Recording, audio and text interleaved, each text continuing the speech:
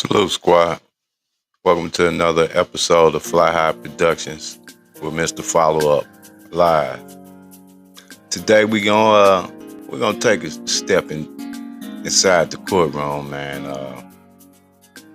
I'm just trying to do my part. I think that the youth need to see the inside of the courtroom, so they'll realize that it ain't all fun and games. Give them a little taste of where they may be headed. Cause that courtroom, that ain't no comfortable place either. That wood is hard. And a lot of times from that wood you go to that steel, sitting on that steel. So anyway, we're gonna take a look at this Brice Rhodes trial that just recently ended her. But I want these boys to take a look at they co-defendants and how things turn out. We'll say 85% of the time.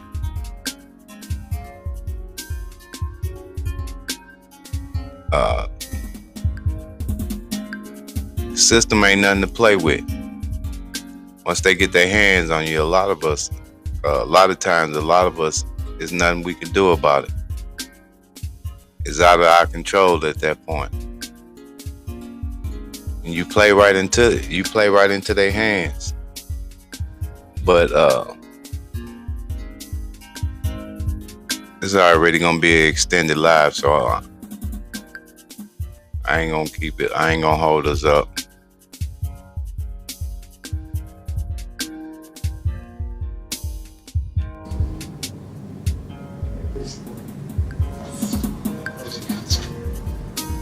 Ladies and gentlemen of the jury, callous and casual was the first murder. The two that followed were calculating and cruel.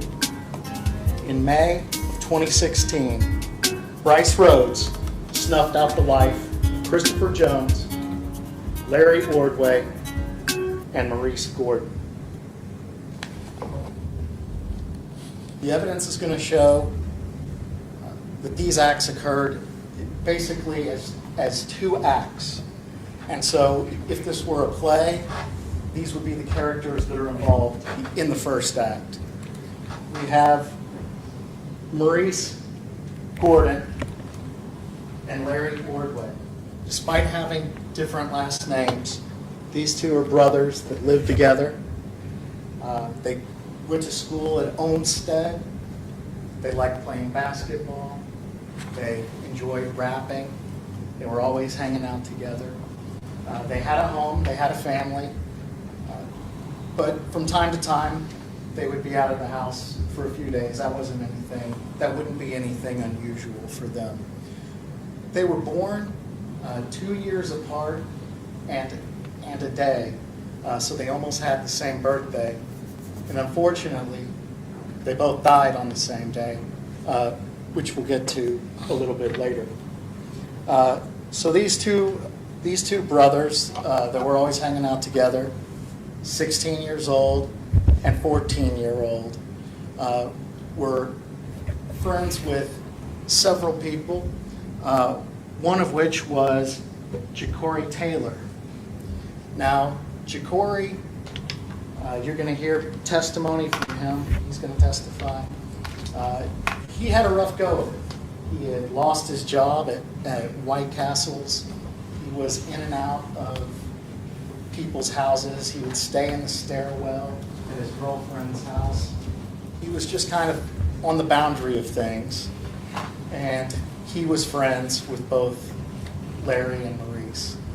And Jacory goes by Corey also sometimes. And Maurice Gordon also goes by Maurice. And they were mutual friends with Brice Rhodes, the defendant here, who went by Rambo. Rambo, Brice Rhodes, was 25 years old at the time in 2016 when he's hanging out with 14-year-olds and 16-year-olds. Jacory was 17 years old. And there's one more person in the spring group.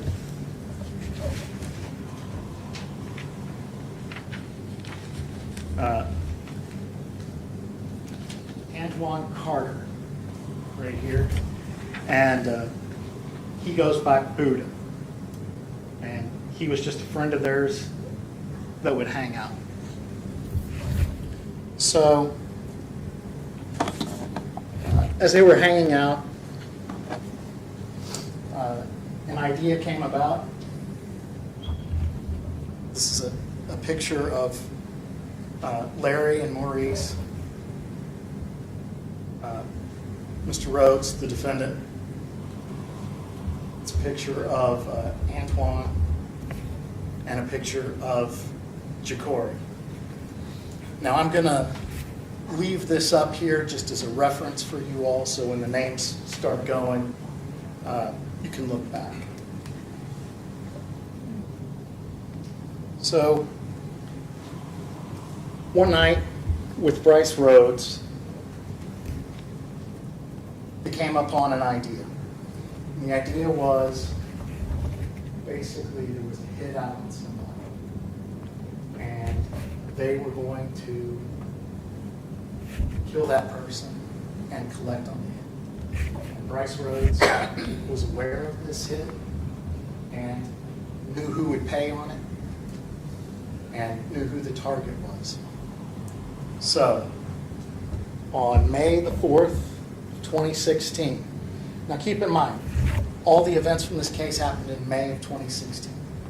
So, when you see witnesses on the witness stand, they don't look at all the same as they looked back then. And also, people's memories are a little bit different because this happened a while ago. So, the idea was this. They all hopped in a car on May the 4th, and Maurice was driving the car. It was a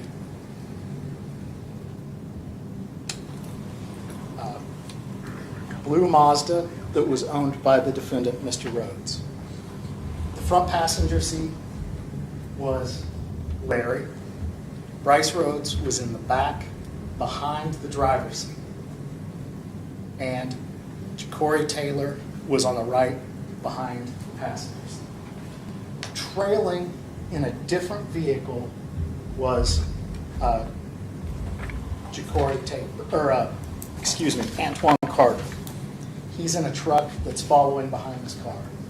So it's nighttime, and they're driving around looking for this guy, looking to collect the price on his head. As they approach, there's a picture of Antoine, who was the follow driver, who was 17 at the time. As they approach 41st Street, there's video of a car driving by, then video of the truck. What happened was a man was walking out in the streets, and he had long braids. And so he looked like the guy that Brice Rhodes believed the hit was on. So Brice Rhodes rolled down his window. The guy was walking out of the street. Cars are parked in the road. He's walking out into this, away from the street, in between the cars. And Brice Rhodes yells out the window to him, "Hey, get out the road, bitch," and then shoots him in the side. The bullet wound is going to go through his arm and into his side. Police are going to be alerted that there was a shooting and respond to the scene.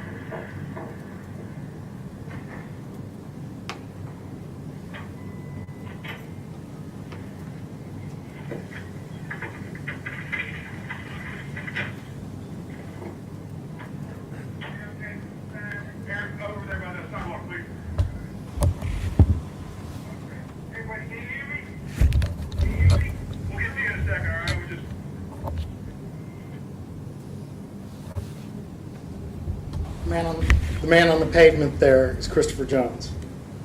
He had nothing to do with any hit or street business. He was just in the wrong place in the wrong time and ended up being shot. He was still alive, but non-responsive there at the scene.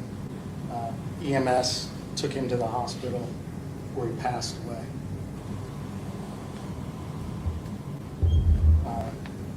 This is the intersection of the nearest street the police reported to. There's another picture of Mr. Jones. And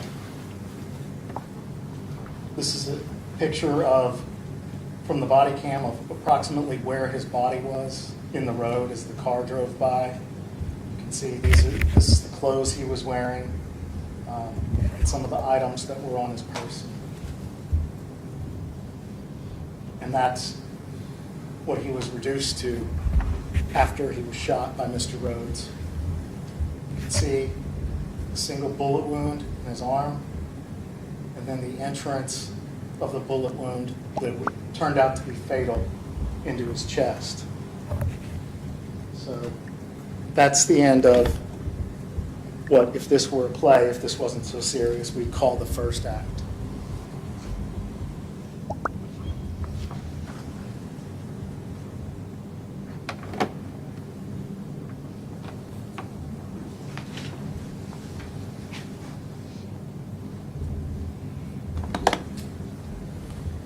Now, a couple different ways it happened, but essentially, Brice Rhodes became aware by overhearing a phone conversation with Jacory talking to Maurice that they were talking about the murder that had happened, that their family knew about it. And as soon as Mr. Rhodes knew that the boys were talking, even just to their family, he knew that they had to do something about these boys to keep them from talking, to cover up this first murder. So this is a black Dodge Charger that Mr. Rhodes had access to and often drove. And you're going to hear testimony that on the 22nd of May, just a couple of weeks later, this black Charger picked the boys, Larry and Maurice, up at their house. And that was the last time that anybody from that apartment was going to see them alive again.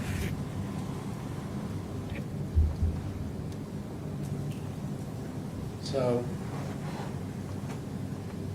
Maurice and Larry are obviously victims in this second act. Maurice and Larry are obviously victims in this second act. Maurice and Larry are Coleman by Antoine Carter, who was involved earlier, and by Corey Taylor, and by Mr. Rhodes himself. So I'm going to leave that up there for your reference. So this is Brice Rhodes' apartment that he lived at with his mom. He had the boys over there. It was four of them, well, the six of them, four individuals listed there, Maurice, Larry, and another individual. And as the night got on, boys started wrestling around, and there was a little bit of a skirmish that broke out with Maurice.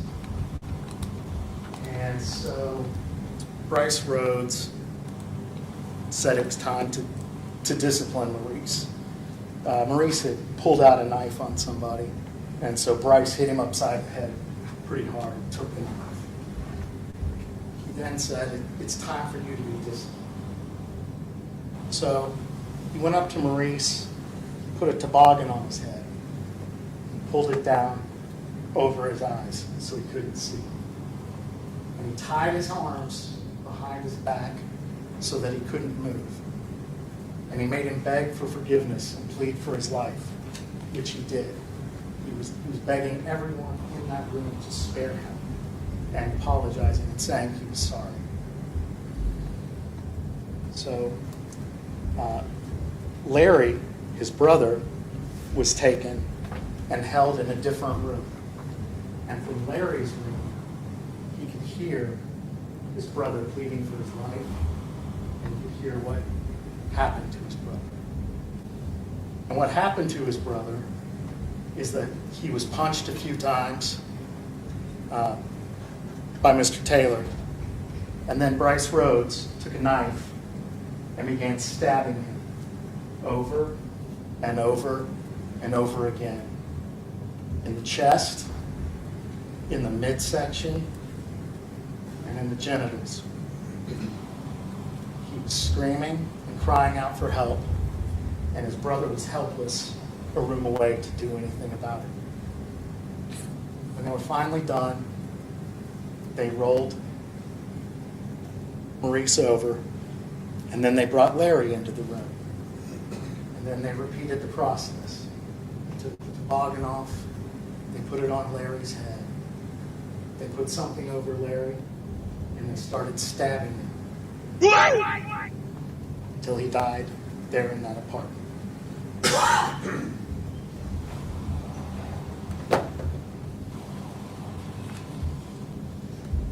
Brice's mom and sister, who shared that apartment with him, were out of town that weekend. So he had the place to himself. He had the people involved help him take the body of the boys and put them in some totes, which he then carried down and put in the back of his Mazda. Some in the back seat, and one of them in the back seat, and one of them in the trunk. And then he drove off. Now he left Anwan and Jacory at the house to clean up, because there was blood all over the carpet. He gave them cleaning supplies, and he gave them towel. And just for good measure, because his mom was out of town, he had them also do his dishes while they were scrubbing up his blood.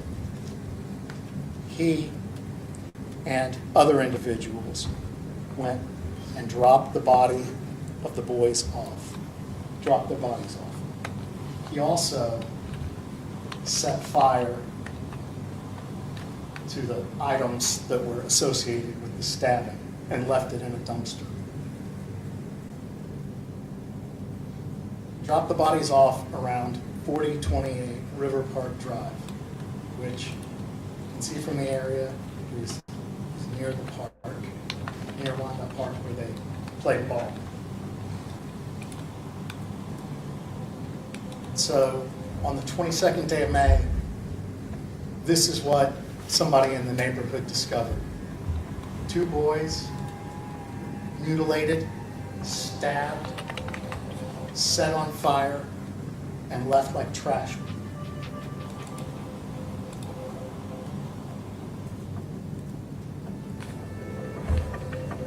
So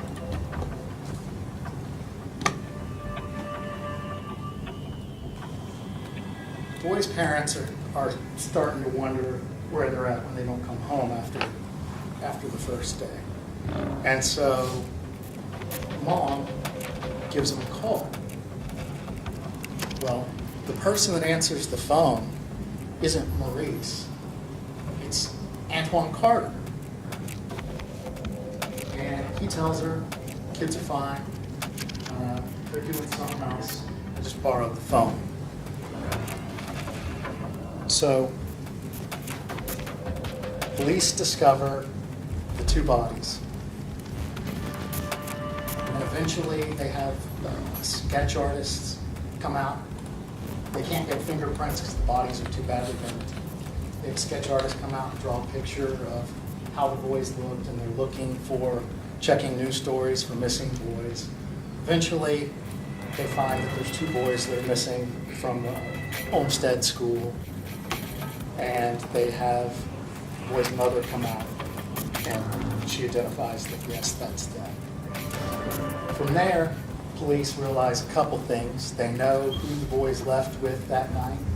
They know that it was Mr. Rhodes. They also know that they left with Antoine Carter and Ja'Cory Taylor. So police track the phone, and eventually it leads them to Antoine Carter. And Antoine Carter eventually ends up talking to police and explaining what happened after some little bit of give and take. He finally got to the story of what happened. About this same time, police pick up Brice Rhodes. He gives a short statement, which you will hear.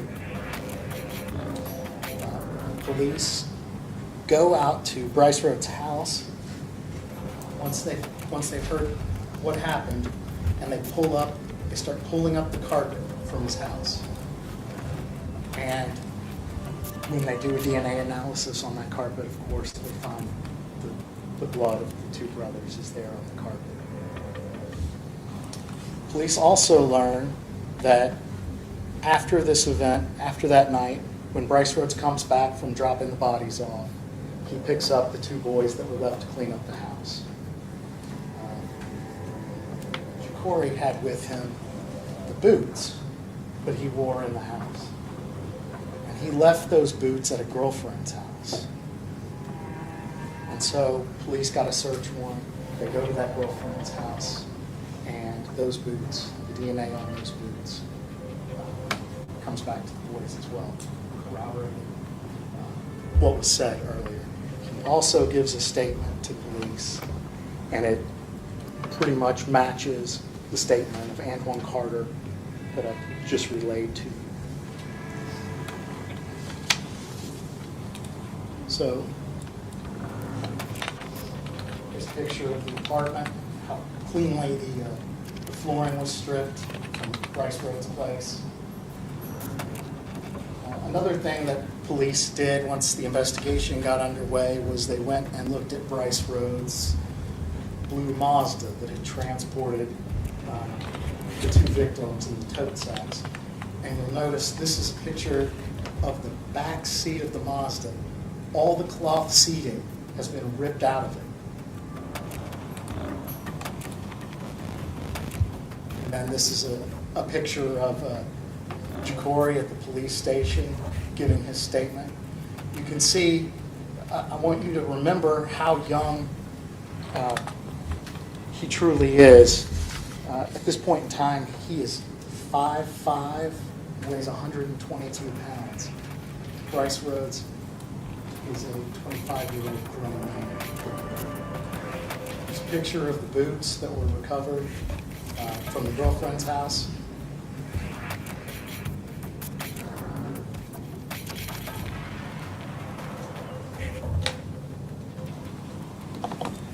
You're going to hear from a lot of different people that are going to come through here. The police that were involved with both of these investigations that had to piece together that the two investigations were connected and take over, so there's going to be two different lead officers. You're going to hear from experts in, you're going to hear from the medical examiner, you're going to hear from CSU professionals. You're going to hear everything that the police did to make sure that the three victims in this case get justice. And I hope at the conclusion of the Commonwealth's case, you will give them that justice. Thank you.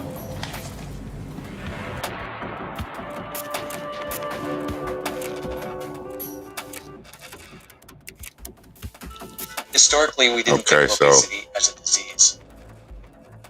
We learn about this disease. Mic check. As a healthcare provider, I want to help empower Mic check. patients to understand what's going on. Hello? And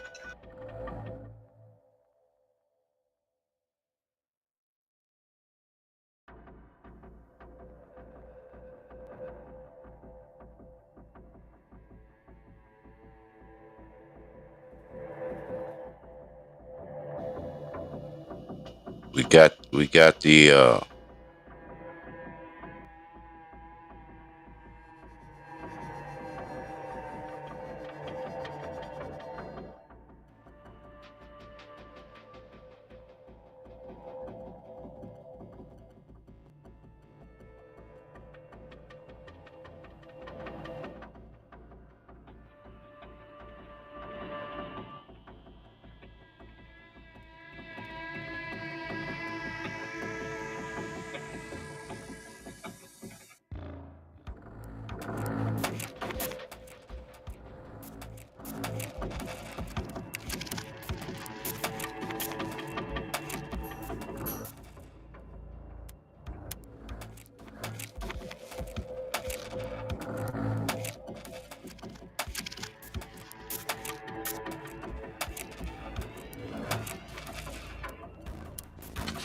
All right, the court will now read the verdict.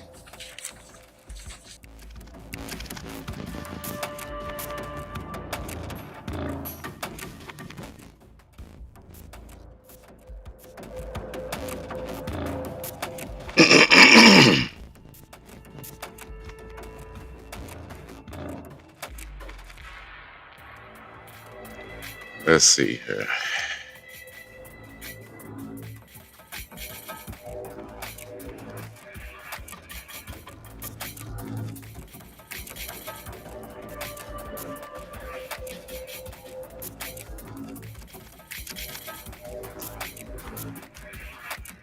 Like I say, just listening to that, it made me want to dive a little further into this. And I came up on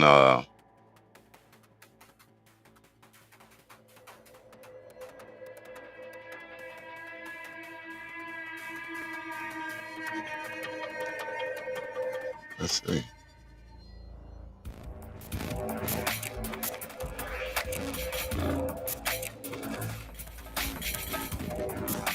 Came up on Brice. Now throughout this trial, which we won't cover a lot of that. I really just wanted to get into the witness, the couple of witnesses that they had, the co-defendants. And you know, cause like I say, the campaign say the youth, I feel like we letting them down if we don't give them the whole truth. And if you're not giving them the whole truth, it's not the truth.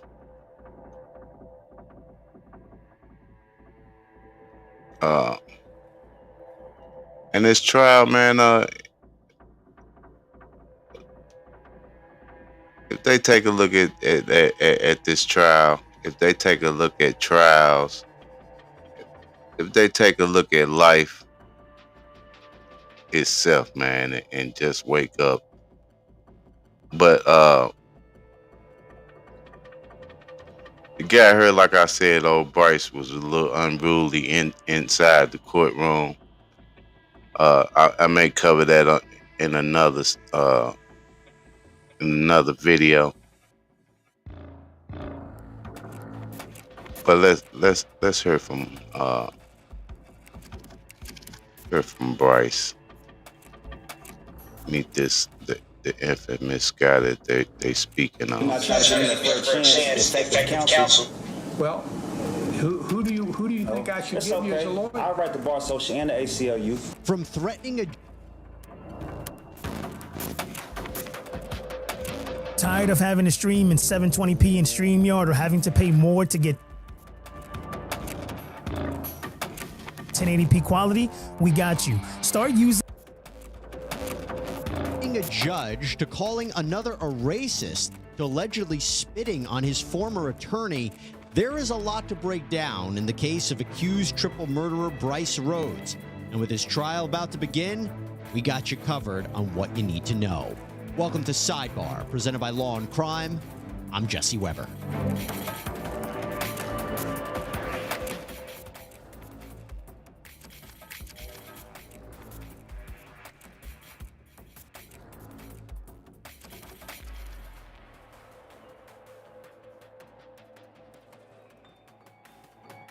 It is the case of Brice Rambo Rhodes, man accused of murdering 3 people. So what do we know about him? Well, reporting indicates that Rhodes was a local rapper. He was featured in rap. I'm gonna back that up a little bit. Drug dealing and lyrics like, "If Leap play with me, I'm gonna leave his bleep missing." Rhodes, who back in 2016, that's the key year in question, was on probation.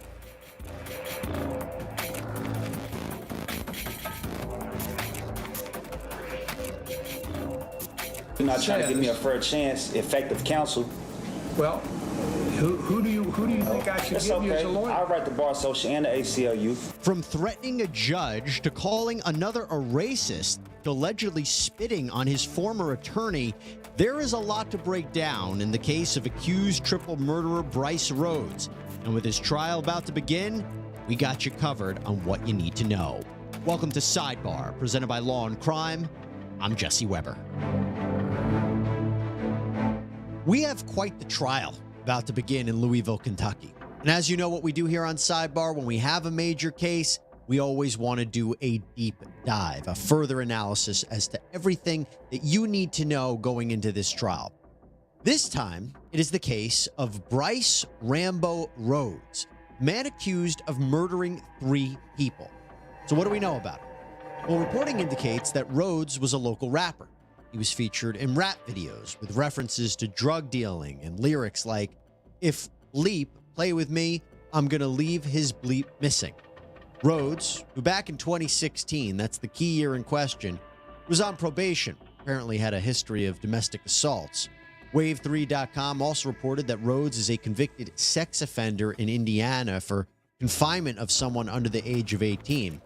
But on May 4th, 2016, he's accused of jumping out of a car and shooting to death 40-year-old Christopher Jones on the street. According to then 15-year-old Anwan Carter, who was in the car when this happened, Rhodes mistakenly thought that there was a price on Jones's head, meaning that he thought Jones was a target of a contract killing. Authorities also say that there were 2 other witnesses to this shooting, 2 witnesses who were in the car when this happened. And they were brothers Larry Ordway, who was a 14-year-old honor roll student, and his brother, 16-year-old Maurice Gordon. These brothers had hung out with Rhodes. They reportedly looked up to him. Rhodes had bought things for them too. They were even in one of his music videos. But you fast forward then to May 22nd, and their bodies were found in a backyard of an abandoned house. They had been beaten, stabbed, and their bodies burned. Medical examiner determined that Maurice had been stabbed more than 12 times and Larry more than 20. Just horrific killings. But back to Mr. Carter, he allegedly told police about everything that went down. According to him, after an altercation at Rhodes' home with the brothers, Rhodes tied them up and stabbed them. And also Carter said he and another co-defendant, then 17-year-old Jacory Lamont Taylor, were forced to participate in the killings. So in other words, according to prosecutors, Rhodes murdered Maurice and Larry because they were witnesses to Jones's murder, and he was maybe afraid they would talk. Carter also reportedly told law enforcement that, quote, Maurice was crying and stuff, and he was asking everybody to spare him. According to Carter, Rhodes allegedly stuffed a rag into Maurice's mouth, put a ski mask on his head, and then stabbed him repeatedly. Then Larry was brought out. He had been put in a bathroom. He too was gagged and had his face covered. And then he was bludgeoned to death. After the boys were killed, Carter says they put them in crates, threw them in that backyard, and set fire to their corpses. He and Taylor then cleaned up the crime scene at the house. By the way, it didn't really help because police reportedly found blood in the home as well as in Rhodes' car. There's also allegedly an eyewitness who may have seen someone matching Rhodes' description at a dumpster that was set on fire. They were all arrested, all of these people, as well as a 4th co-defendant, 19-year-old Kieran Coleman. But in the end, Coleman, Carter, and Taylor each pled guilty. Now, the reporting indicates that Carter was granted probation in 2019 with the condition that if he violates his probation, he's going to be sent to prison for 20 years. Turns out that's what he was accused of doing in 2021. Now, reportedly, he's in custody out in Florida after getting into some trouble, and he won't be released until 2024. Taylor and Coleman pled guilty to a series of charges and were each sentenced to 10 years in prison. And of course, we're going to see who would be called as prosecution witnesses against Rhodes at his trial. But for Rhodes, he's facing 3 counts of murder and faces the possibility of life in prison. Now, the reason the death penalty is not on the table is because the current judge overseeing the case found Rhodes is, quote, intellectually disabled and suffers from a serious mental illness. The judge saying, quote, the court cannot allow such a person to be subjected to the death penalty regardless of public clamor. We're going to get into that mental health in a little bit. But for Rhodes, he has pled not guilty. He says that he is innocent. He has said in court that officers framed him and engaged in misconduct. I would like to state for the record the facts concerning the search of my home, 763 North Height Avenue, Apartment 2, Louisville, KY. I wish to do so on record because previously, on multiple occasions, the Commonwealth has went back and tried to cover up and clean up their corruption and misconduct involving evidence. I wish to do so they can't go back and change anything. The prosecution is known for falsifying and altering documents about evidence. On May 24, 2016, an informant suspect, Anwan Sniffle, cough, cold and flu. Oh no, you got it too. Get fast relief with Alka-Seltzer Plus. Anwan Carter was detained and questioned. So he told detectives that allegedly a double homicide took place in my home, 763 North Height Avenue, Apartment 2, Louisville, KY. So detectives called for a search warrant and searched my home at 21:18 hours into 22:11 hours. Okay, so during this search was 5 homicide officers and 1 CSU officer. They searched for hours. They applied Blue Star chemical solution all throughout the house. They looked and looked and they found no such evidence of any type of crime. In fact, officers stated how clean the apartment was. They also stated that the carpet had clean solution on it, and yet nothing was still found when they applied Blue Star. I don't know, it might be just me, but you sound a little insane. Chemical reaction. So they clear the scene and they leave for 1 hour and 20 minutes. They leave for 1 hour and 20 minutes. They come back and they research the home at 23:56 until 02:14 hours. Now all of a sudden they claim to find blood on the carpet. So the same carpet they just searched the first time that was clean, and now it allegedly has blood on it. See, to sum everything up, detectives were told numerous lies and fabrications by the informant, and they were led on a wild goose chase by someone who made up a story who just thought just so they can get out of jail. Now, we can't talk about the Brice Rhodes case without talking about what has been happening in court. Let's start with when Rhodes was represented by attorney Brendan McLeod. So McLeod had to recuse himself when he learned that Larry and Maurice were actually the grand... We can't go on no further without shouting out Sideboy with Jesse Weber. And children of his close friend. It's a conflict of interest, right? Well, according to McLeod, when he told Rhodes the news that he no longer would represent him, Rhodes didn't take it too well. No, he allegedly spit on McLeod. Well, then, later on in court, McLeod, when he made the move to officially remove himself from the case, he suggested to the judge that he be kept away from Rhodes, saying otherwise, we're going to scrap. McLeod even had a verbal exchange with Rhodes in court. Nice cheap shot. You a coward. Nice cheap. You a coward. Excuse me. Yeah, McLeod says, nice cheap shot. Rhodes says, you're a coward, and I'll see you when I get out. By the way, before he left court, he also asked the judge something. Hey, Judge, what's my bond? Hey, Judge, what's my bond? At the time, it was reportedly $2 million. Now it's at $1 million. But focusing on Rhodes and judges for a second, though, we saw so much more.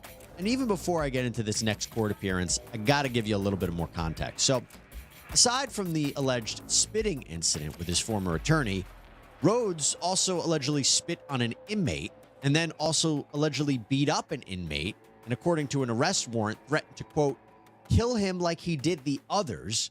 This inmate reportedly suffered injuries to his forehead and neck. So with all that going on, during another hearing, court deputies wheeled Rhodes in, strapping his wrists and ankles to a chair and fitting him with a spit mask. And once again, he wasn't too happy. Mr. Rhodes, you can just bring him up right here.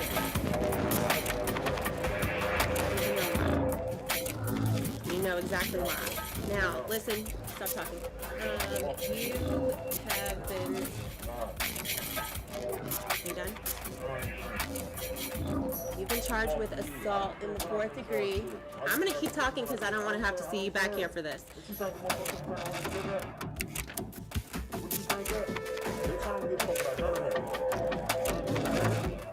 So you're saying you're gonna find out where I live at? Okay. You've been charged with assault in the 4th degree, minor injury, terroristic threatening in the 3rd degree, and harassment with physical contact.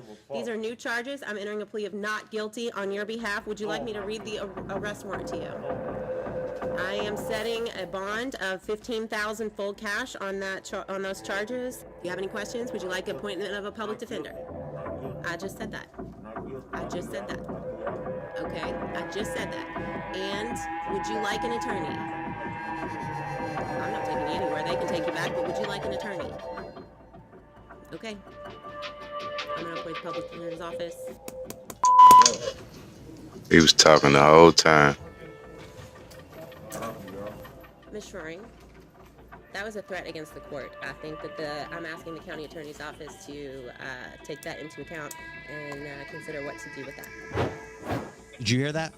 Did you hear what he said? What he said to Judge Amber Wolf was, quote, "What? You don't think that we can't find out where you live at? I don't give a bleep. You got family, I'll be out." Well, that got him hit with additional charges of terroristic threatening and intimidating a participant in the legal process. Speaking of which, the case then moved over to a different judge. It moved over to the courtroom of the Honorable Judge Charles Cunningham.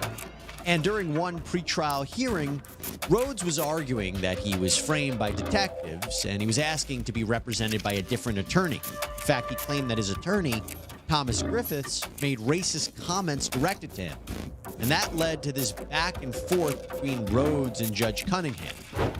Your job is to do your job, not to worry about me. That's what I'm saying. Well, I worry about me. You worry about yourself. You're not trying to give me a fair chance, effective counsel. Well, who do you think I should give you as a lawyer? I'll write the Bar Association and the ACLU. You're going to find out, though. You're going to find out real quick. Promise that. Promise that. Honestly, that's not even the worst that we heard, because at one point, Rhodes accused Cunningham of having a sexual relationship with the prosecutor, and he of also being a racist. And it's my right to speak what I need to speak on.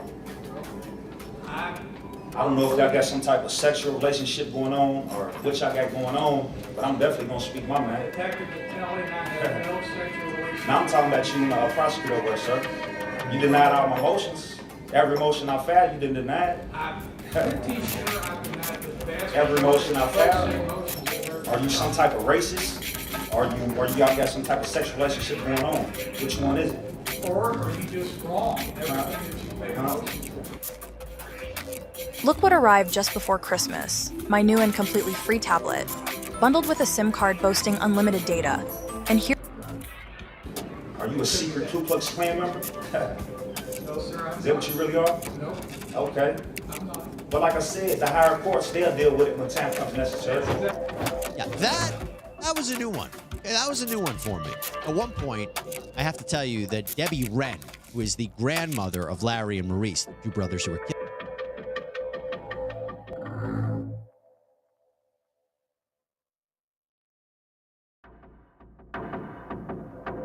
Hey, I'm their grandma, and this is going on for 4 years. Do you think he should be executed? Yes. Judge Cunningham warned her that the process in this case is very important, so there's not a reversible error, meaning that if Rhodes is convicted, an appeals court would reverse the decision, citing Rhodes' rights were violated in some way. So that's why you have to go through all of these hearings and all this process to make sure everything is done correctly. Maybe not. See, and that's the sad part for the family. The family also is drugged through this trial, court dates, missing work, and when you miss work, we all know what that means.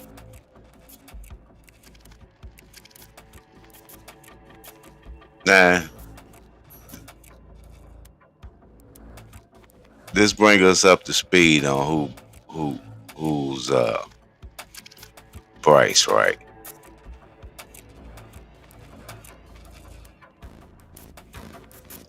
Now, as y'all heard earlier,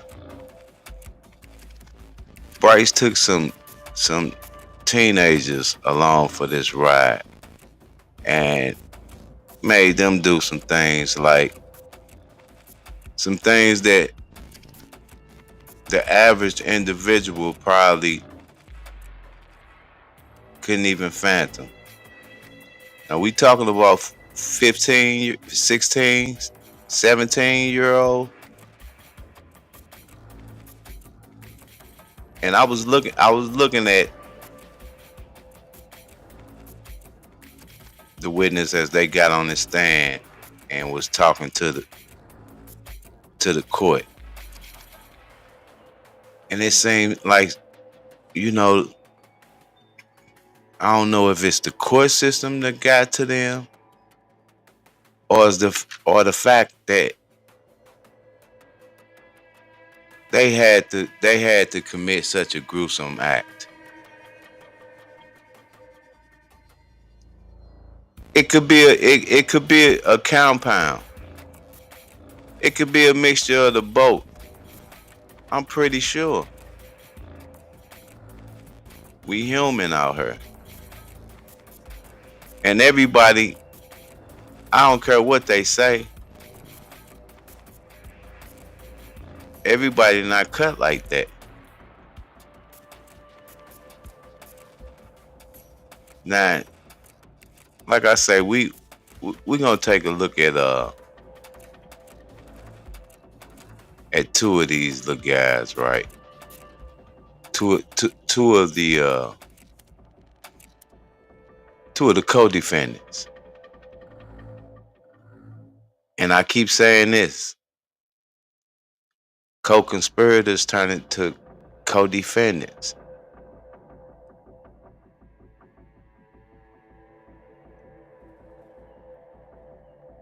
And it keep on ending up, 85% of the time it ends up the same.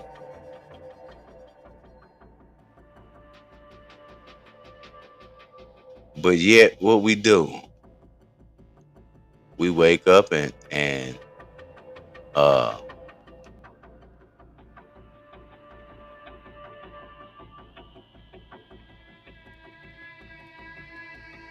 we go read the crash test dummy pamphlet, allegedly.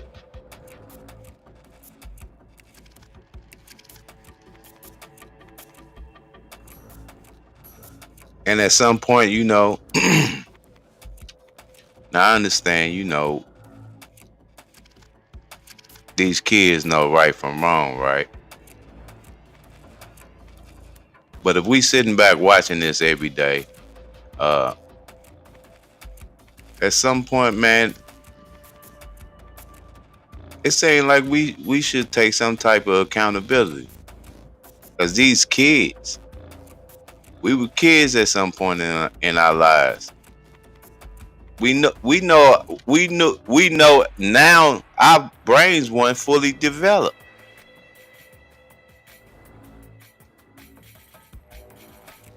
But I bet you back then you didn't think that.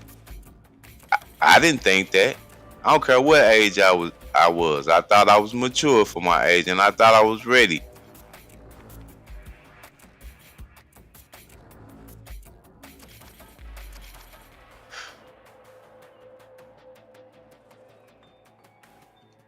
Let's see.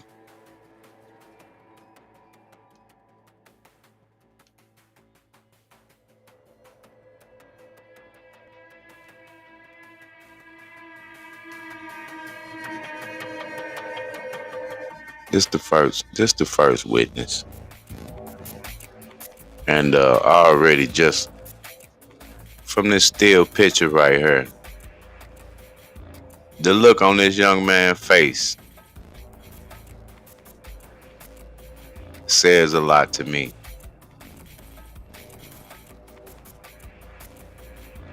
He done been through a lot. And I'm not to excuse him, because on behalf of Fly High Productions, I want to send condolences to the families of the victims. But the point I'm trying to make is he too, at some point, is a victim himself. But I'm gonna let y'all listen to this, man, and analyze this and we gonna break it down.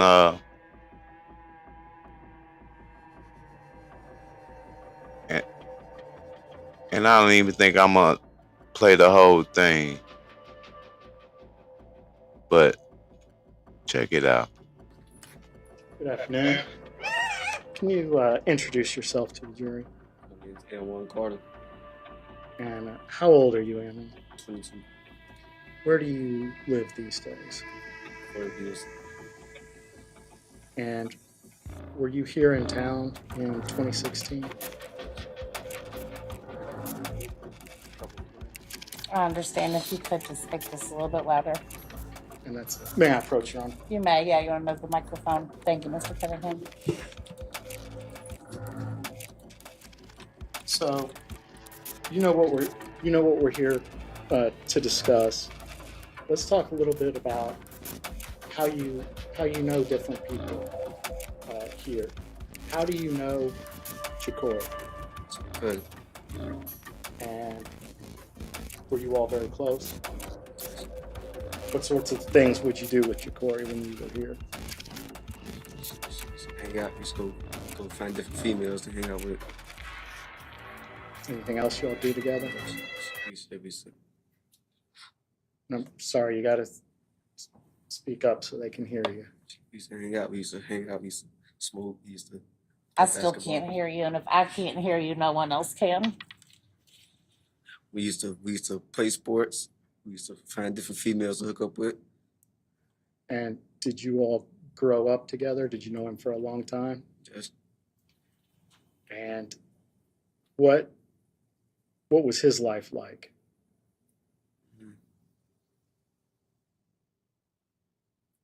Yeah. He was homeless for a while. And so, as a result of his homelessness, how would he get by? What sorts of things would he do? Yeah, we used to steal out of people's cars. We used to sleep over at friends' house.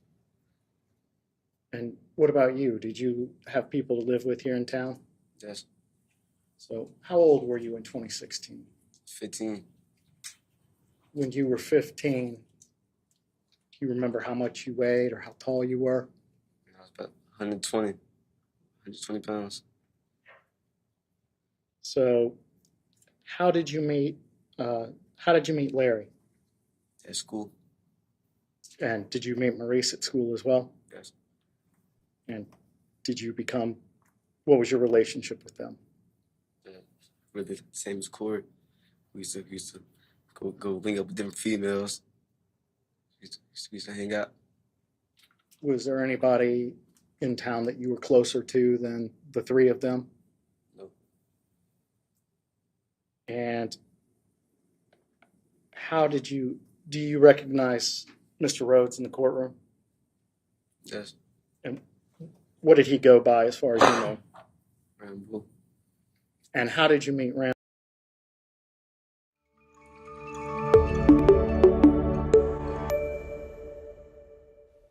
Hi, Fly I'm High Dr. Chris Productions Taylor with Mr. Bladder and Bowel Follow up. Institute. Hit the like Do button. bladder or bowel control problems keep you from going? Meet Rambo. Maurice and Larry. And before we get to... Judge, I'm sorry, I couldn't hear that response. Can you repeat that, please? Through Maurice and Larry. How long, when we get into May of 2016, how long had you known Rambo for? Couple weeks, 2-3 weeks, month.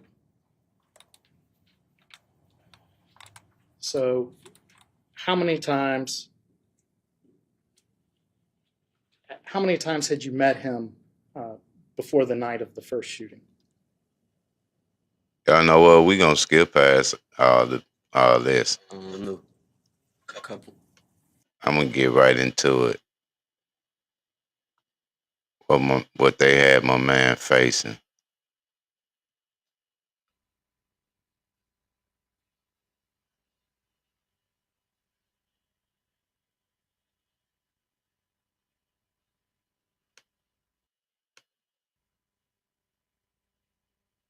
see here what's going on. Yeah.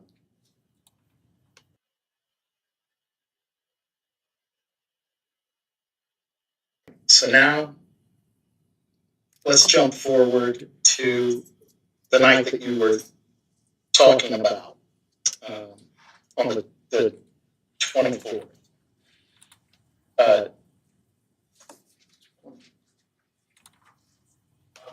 So, on the 21st, late night,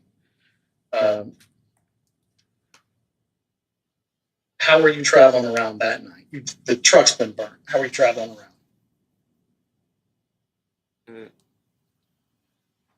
Getting dropped off. Okay, and so who was dropping you off? On the 21st, I don't remember. Okay. Earlier, when we were confused about which night we were talking about, you said that Q was driving you around. Yeah. So that's the night that we're talking about. Yeah, Q dropped me off. Okay. So Q is dropping you off. Who's with you? Me and Corey. And where does Q drop you off? Drop us off over his house. At Brice Rhodes' house. Had you been anywhere together before his house? Yeah. Where'd you go to? First, when the Brice and Rhodes' house, it was already gone. How did you know they were gone? We walked in the house. And they was already gone. They weren't there. So we called them. Okay. So, where did you guys get dropped off at? Over his house. Over his house? Had you been in his house before? Yeah. Who else? What time of day or night is it? It's nighttime. Nighttime. Who's at the house? It's what? Larry, Maurice, me, Corey, him, and like 3 other people. All right. Who are the other folks that were there?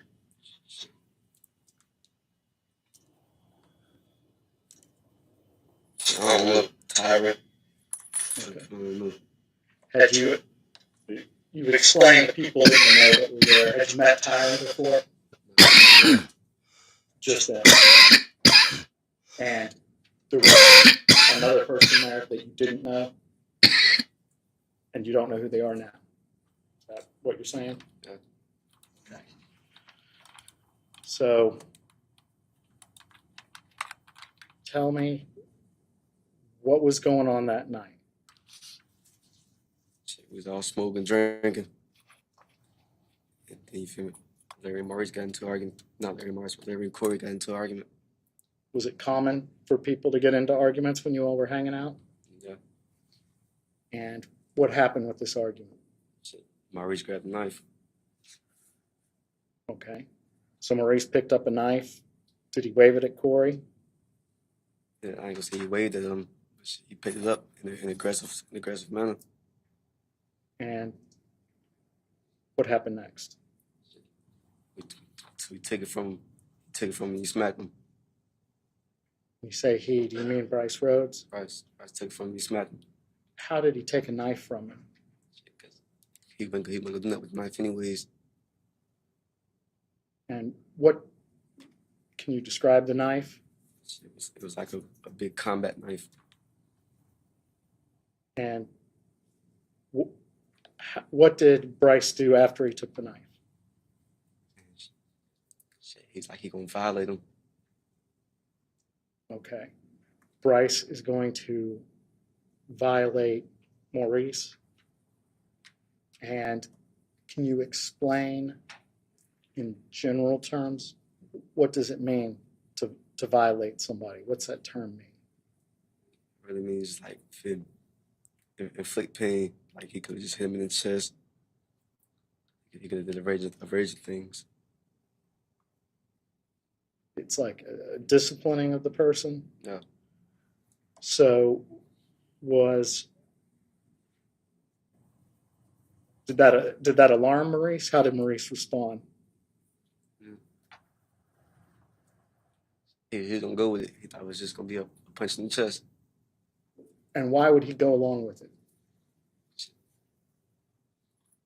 That's his big homie. I'm sorry? That's his big homie. Oh. So is there a time where you... I just want to make sure I'm understood. Did you say because he's May we big? approach? Yes.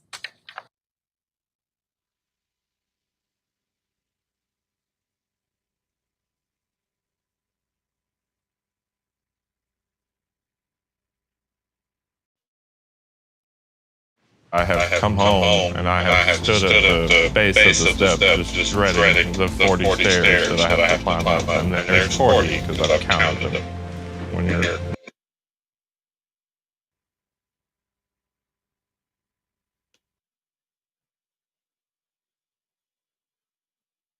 Where if they should die, who's calling?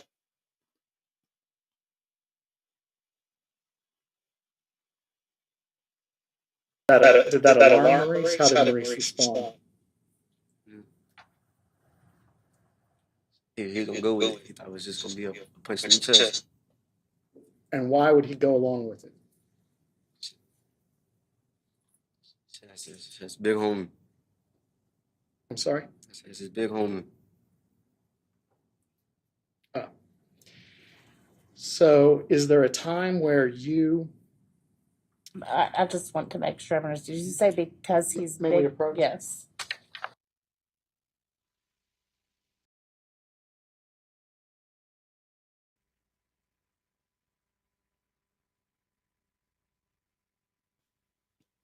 Take take a look at that young man for a minute. Just his mannerism. All right. So is there a time where people in the house separate from Maurice? Yeah. We put both of them in the bathroom and we took a vote. Both who? Larry and Maurice. They're in the bathroom. And where are you guys? Living room. And what happens in the living room? So we took a vote. What's this vote on? If they should die or not. If they should die or not? Who's calling the vote? Brice. What was your vote? I'm the one that said no. I said yeah. And did your vote win? Did your vote win?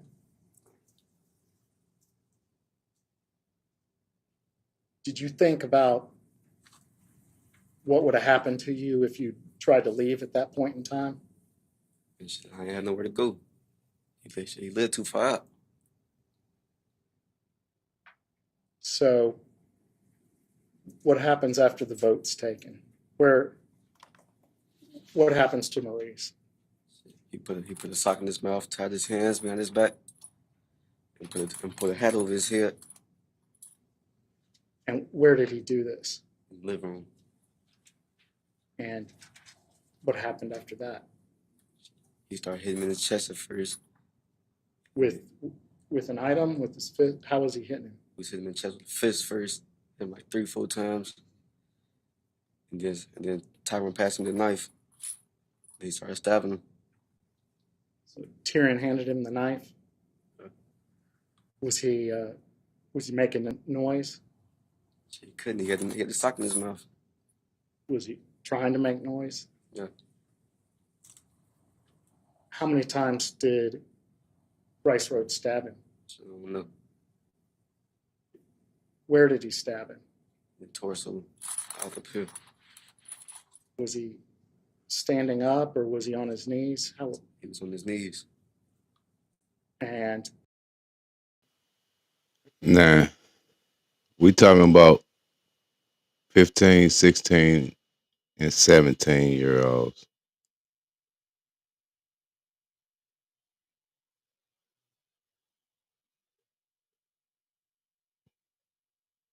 They had, I'm like I said, I'm just looking at the guy rock back and forth. He's been fidgety. You know, I understand you in the courtroom.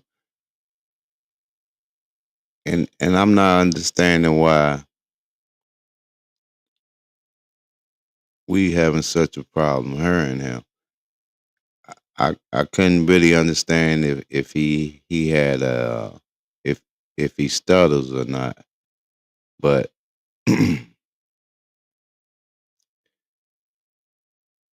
I'm assuming the trauma that he done been through would probably affect that.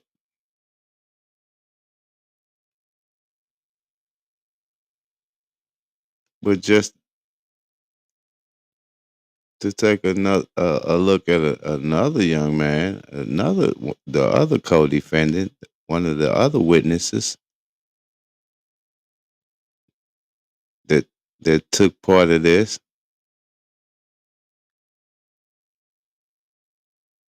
I'm always I'm not always, but you know, I look at this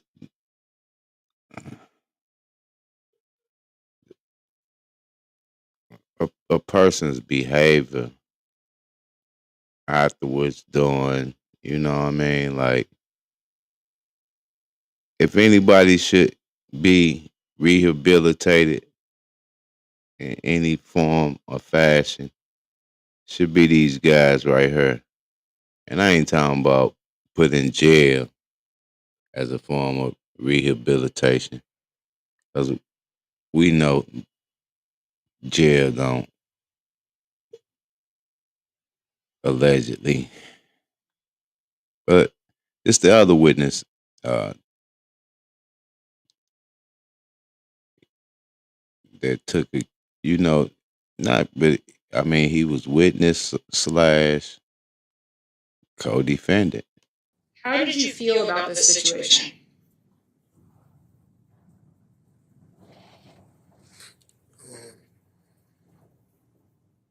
I was young.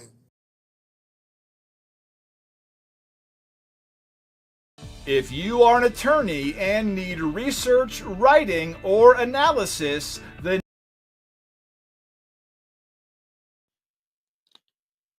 Fly High Productions with Mr. Follow Up. Hit the like button. You can't mess with them no more because they told their mama about the situation.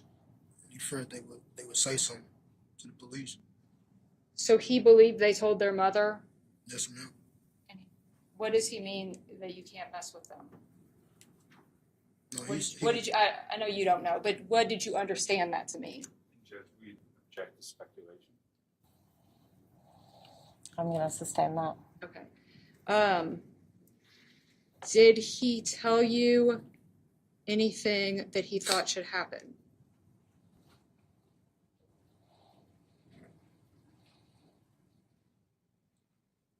He feared they would tell him, so he was saying we can't mess with them no more. We got get him back for telling him. That's what I remember. Get him back for telling? Yes, ma'am. Did he say anything more specific? Not really, not that I remember. Do you remember talking to Detective Tonelli about this? Yes, ma'am. Now, this little guy here, I couldn't tell whether he really been affected or if he trying to play the system. Either way it go, they should extend a helping hand to him as well. Do you think if you saw a transcript of your conversation that might help refresh your memory? Yes, ma'am.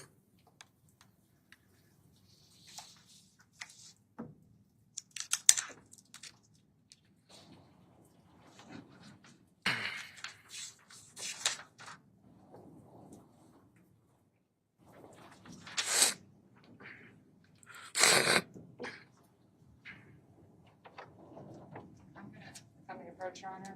You mind? I'm going to show you page 10. That specifically. Yes, ma'am. Does that help refresh your memory? What did he tell you he wanted to do to them? So we gotta kill him.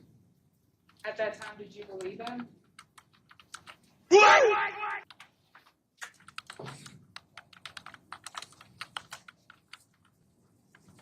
shocked. I mean, I didn't know what to believe, to be honest, because of the Chris situation. I didn't really know. I just what it, I don't really know. Where were you when he said this? As I remember, it was just we was in the car one day. I don't remember what day. I don't remember what day. I just remember we was in the car and he was telling me this because Maurice was scared. You know what I'm saying? Like he was scared that he was gonna tell or whatever. So he was telling me that. Judge, it's difficult for me to hear the answer, but I believe it's a mix of hearsay and non-hearsay. So we object to the hearsay part. Sustain. Let's move on to, well, in this time period, were there days when you saw Maurice and Larry? Yeah, we was still with him every day after that. Okay. Me and Amwan was. Were there days that you saw Brice Rhodes? Yeah, at times, not often. Okay. Tell us about May 21st, which I believe would have been that Saturday. I remember riding around with my cousin Q. Me and Amwan was riding around with Q that day. So Q is the nickname of your another cousin? That's my cousin. So Q and Anwan and you were in a car? Yes, ma'am. What were you all doing?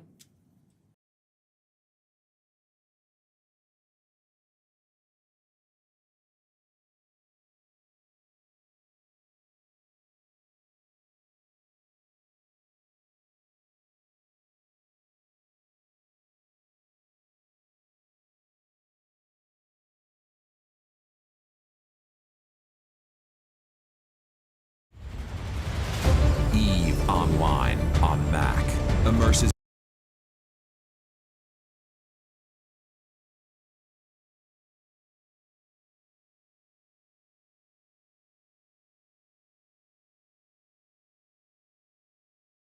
He hit him. Was it a slap or a punch? Or what? Describe it. Kind of get into a little argument.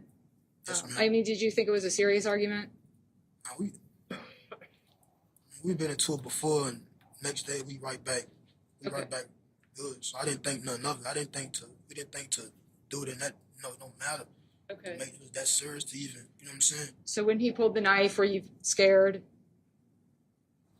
At that point, we all confused. You know what I'm saying? No, I meant when Maurice pulled the knife. I just kind of, I remember lunging, like, Pardon? I remember jumping back, like lunging back, like, you know what I'm saying? And so at that point, Maurice pulls the knife. Mr. Rhodes takes the knife. Yes, ma'am. And when you said he hit him, was it a slap or a punch? Or what? Describe it however you remember it. I don't remember. I know it was either slap or a punch. I just know he hit him, and he took the knife from him. Where were you all in the apartment? He was in the living room. And was everybody standing, sitting? So, we was standing at that point. Everybody was standing around. Okay, so after the punch or hit, I'll say hit, is all this happening before or after he started talking about the violating? I just know that he said we gotta violate him or something, violate them or violate him. And is that after he hit him? After he hit him, because I'm just trying to get the timing. I'm sorry. Yes, ma'am. Okay, so he says, so is that like disciplining? Yes, violate whatever he was planning on doing. Violate somebody. When he said that, what happened next? Keep in mind the last witness said the same thing. He said something about, he told me to, Brice had told me to, he said, I want you to, he said, I want you to violate him. I was scared, so, I'm like, what you mean? He said, I want you to punch him in his chest. And if you hit him in his face, I'm gonna hit you. Told me it's my reach. Then, I just remember he had me punching him. He said stop, or something like that. And he had I got to tie him up. We got to tie him up or something like that. As I remember, you know, it's been a while, so I just remember certain detail like that. You know what I'm saying? That I can remember.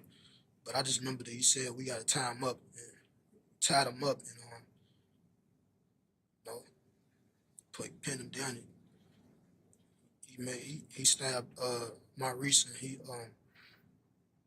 Who stabbed Maurice? Brice. Brice did. Okay. Was Maurice tied up at that point? Yeah, he was tied up. What was used to tie him up? I don't really remember. I just remember that he was tied up. Okay. Who did Welcome to the show. Hit the like button. And somebody else that was there. I don't really remember. I just know he was tied up, and he had a sock in his mouth, and he pinned him down, and he began stabbing. He made anyone stab him too. Did you see where he was stabbing him? Man, stomach, chest, stuff like that. Do you know how many approximate times it was? It was a lot. I don't really remember. What was Maurice doing while this was going on?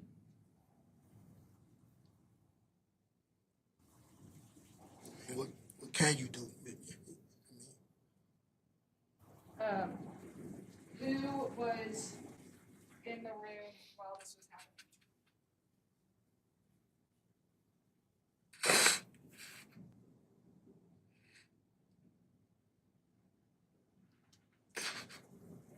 These boys was like 15, 16, 14, 15, and 16.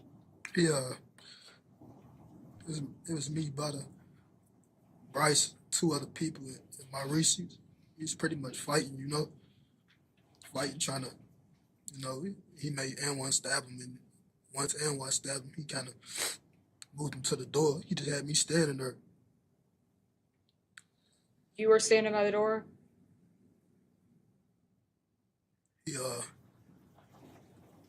Two other people that was in there, I didn't really know. They was already there when we got there, so I'm thinking that, you know what I'm saying? In my mind, I couldn't do nothing but stand there, worrying if somebody's gonna do something to us for, you know, trying to interrupt anything. So he went to he kind of took Maurice to the door. I don't really remember who, but I just remember he going to the door, and Larry was in the bathroom. He made Larry come out, and the same thing happened to Larry. And once he did Larry, he made me stab Larry. So I'm sorry to make you talk through this again, but I want to just get the picture of where everybody is. While Maurice was being stabbed, where was Larry? He was in the bathroom. How did Larry get to the bathroom? The other two people put him in there. Did Larry want to go to the bathroom? They made him. Could you hear Larry in the bathroom? I don't really remember. Now, this is the part I was talking about earlier when I said I don't know if he been affected or if he trying to play the system. I just know he was in the bathroom until Maurice was pulled out the living room. After you said Brice Rhodes stabbed Maurice a lot of times, and then he made Anwan stab him. Yes, ma'am. Had Maurice stopped moving at that point? I don't really remember, ma'am. I just know that he pulled him to the All side. this sniffing. Larry come out next. How did he pull him to the side? Put him by the door.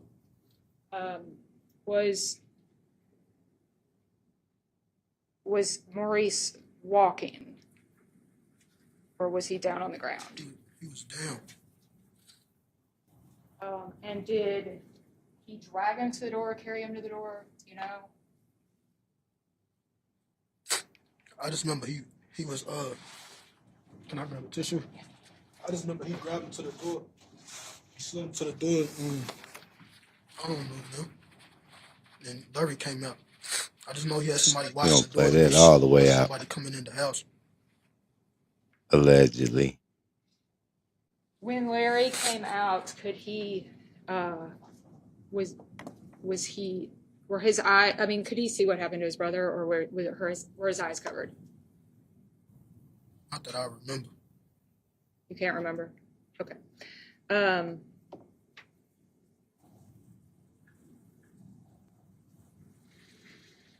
So let's walk through what happened to Larry. I'm sorry, but how did it start? Was he tied up? Same thing. I just remember that. I remember him trying to break free,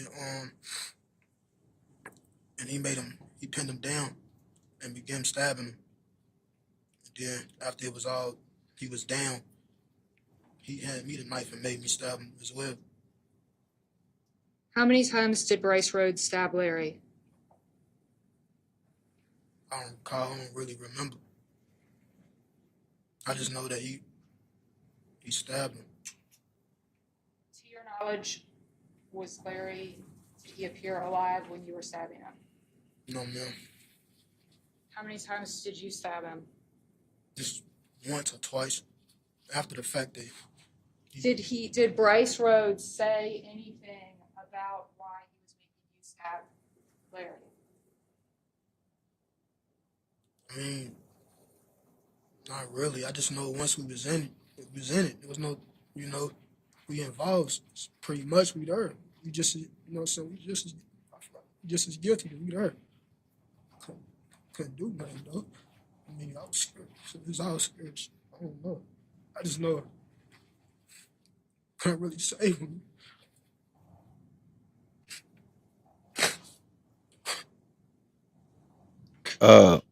Tito, get that man some tissue. And I don't mean to make fun of this.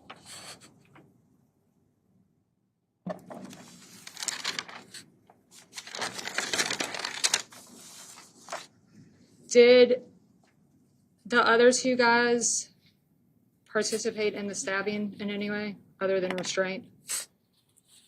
Yeah, after the fact they was already down, he made them stab him as well.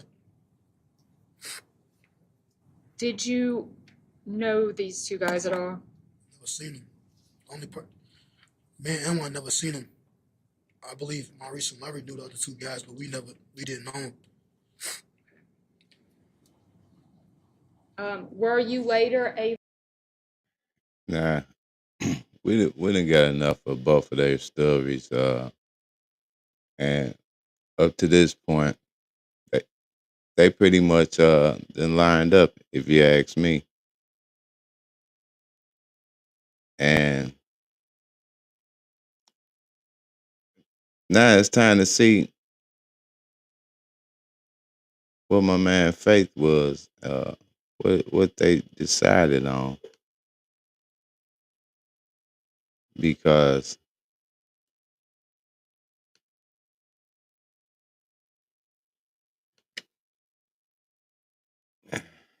he involved some youngsters here, like I said. Again, condolences to the families. But the purpose of this live was so, I wanted to get something out there for the youth to stumble up on, to make them think about things and the car rides they take. And your partner ain't just up and bought no car. When he pull up on you and asks you to hop in, and you just hop in. And a lot of times, allegedly, when they steal these cars, it's for the purpose of committing a crime.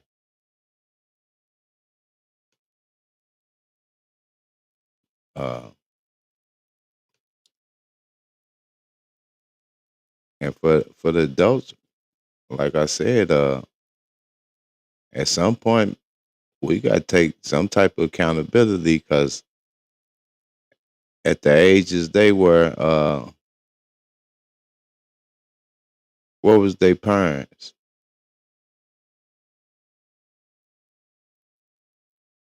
And again, like I said, yeah, we all know right from wrong. But let me see.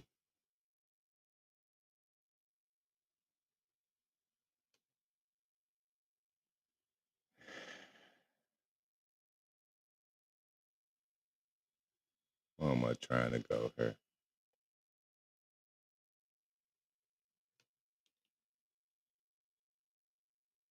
Yeah, we trying to find the outcome, see what the outcome of this trial. Because I'm pretty sure, we want to see some justice in this. Because my man, he involved a few lives here. Uh, kids, with kids being involved, which the sad part, if you ask me. Uh, but let's see what the outcome of his fate was. Verdict Form 1A, murder.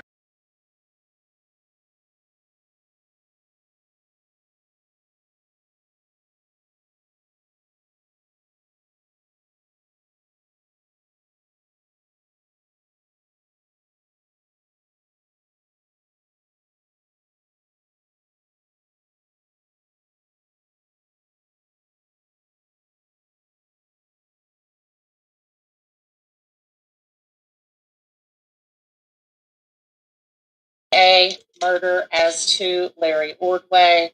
We, the jury, found the defendant guilty of murder. Having found the defendant guilty of murder, we found that the murder was intentional.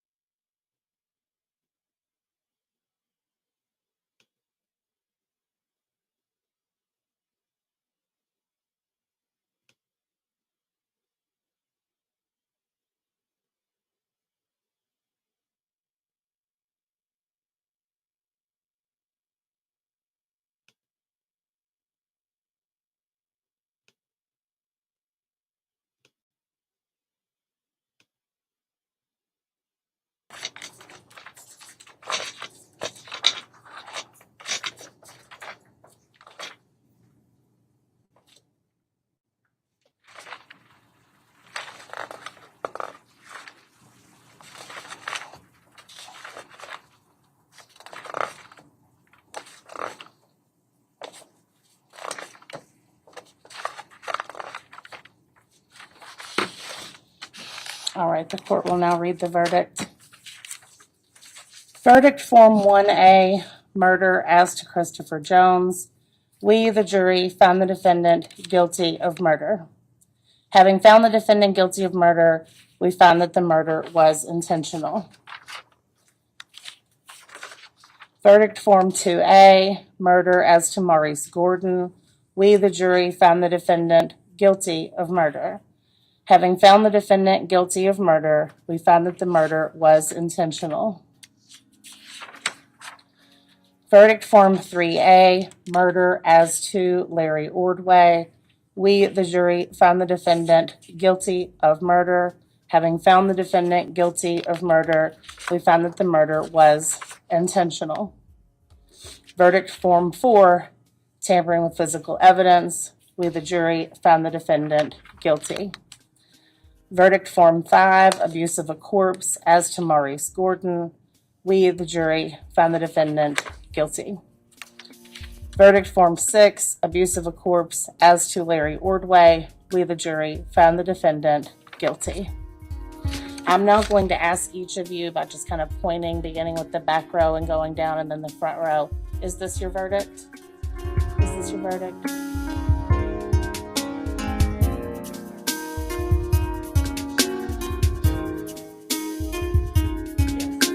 Counsel, can you all approach?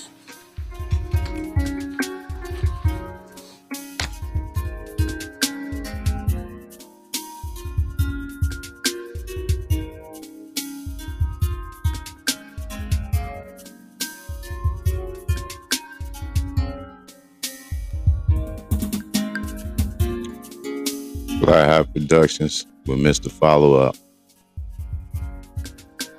Tonight we've been covering the case of Brice Rhodes. Hit the like button.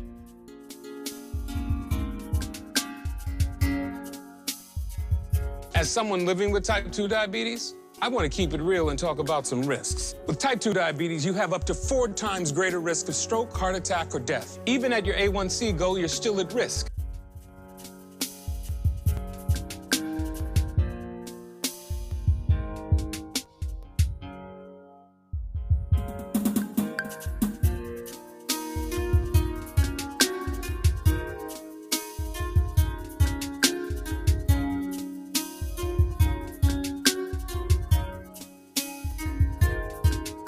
While we waiting, I want to take this time to say one to these youngsters.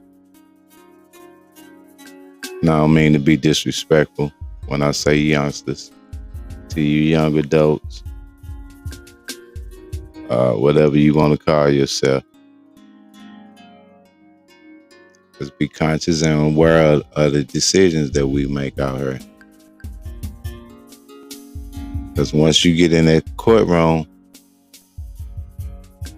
all right, so I just kind of want to give you a sort of an idea of what will happen from here. First of all, thank you for your consideration of these matters.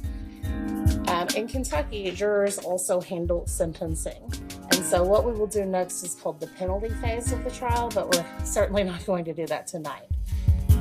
We have some witnesses who cannot be here until Wednesday, but we also don't want to slow this down too much. As you can tell, we're on track to finish before Christmas, which is good, before the holidays kick in. So what I'm going to have you do is come back tomorrow at 1 p.m., see if we can knock out some of the evidence that we need to get entered. And then Wednesday, I expect will be the day that we conclude. Okay? Now, I don't think you will be here too late Wednesday, but there is a chance you could be here after 5. Tomorrow, you'll probably be done by 3:30 or 4. All right, so be back outside the courtroom at 1 p.m. tomorrow. And in the meantime, the admonition remains in effect. You cannot do any...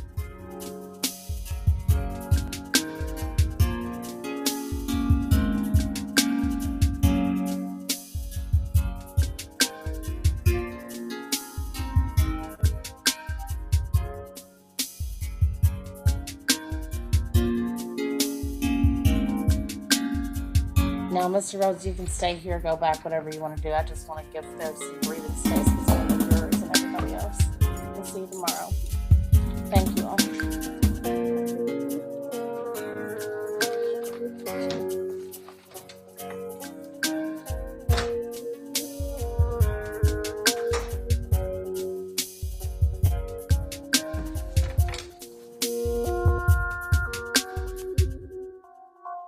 so apparently we won't get the decision on what they decided to do with him.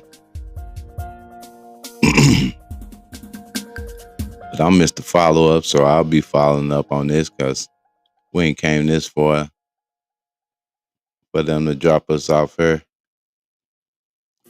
I really thought that was going to be the outcome.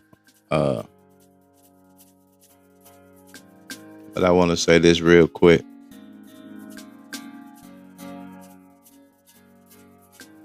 Appreciate you rocking with me tonight over here at Fly High Productions with Mr. Follow Up. It's been real.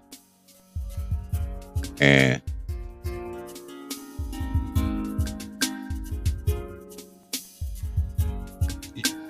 if you got any of them young adults, them young kids running around there in that early 20 them early 20s, them teenagers. From 13 up to 28. Bring them and let them view this. We'll say 17. We'll say 17. 17. No. Man, what I say? 13 and up. Because these kids getting hold to the internet and everything else, and they ain't got no parental guidance on nothing. So they seeing and viewing everything. And as a parent, we should be the first to educate them. And don't be afraid to educate them on life.